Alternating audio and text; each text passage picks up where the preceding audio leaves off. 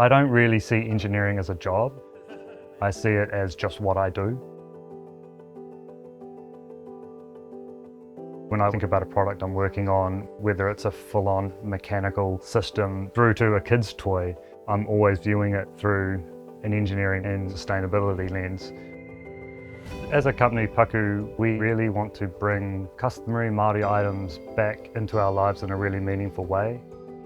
I've always been interested in how we might design things for Aotearoa, in a bicultural way. Just growing up in New Zealand, knowing, I guess being Māori, that most of the built environment we live in, none of those things reflect Māori culture. So for me, I was always driven by this idea of how can we redesign everything. My son was at a kōhanga reo at the time, but kind of observing him playing in there, I thought, wouldn't it be cool if they had tools from here?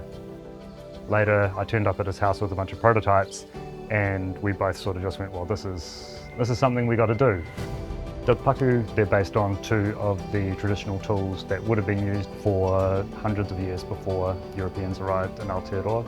The toke is a really important tool to Māori. It's not just an agricultural tool, it's really prominent and there are very many different types.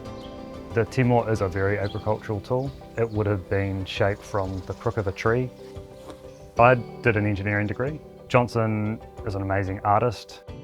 Well, I'll be focusing on make the product, how am I going to make it great? And he's thinking of it through that mātauranga Māori lens.